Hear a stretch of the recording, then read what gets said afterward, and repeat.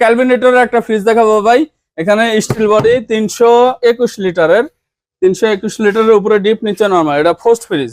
যারা কিনা নতুন ফ্রিজ কেনার সমর্থ রাখতেছেন না, পুরাতন ফ্রিজ কিনবেন নতুনের মতোই, ঠিক আছে, নতুনের মতো কন্ডিশন, তারাই জিহাদ এন্টারপ্রাইজ আসতে পারেন। ফ্রিজ গুলো অনেক ফ্রেশ।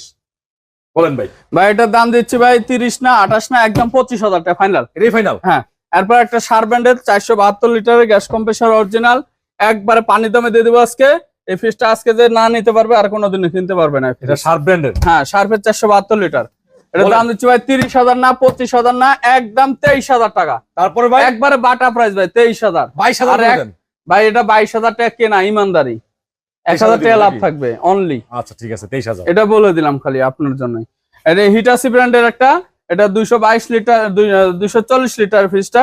এটা ওরা ওয়াশ করে দিতে হবে, কদিন দোকান বন্ধ ছিল, একটু ময়লা হয়ে গেছে। আমরা কিন্তু ঈদ পরবর্তীতে আজকে আমরা দোকান ওপেন ভিডিও দিলাম।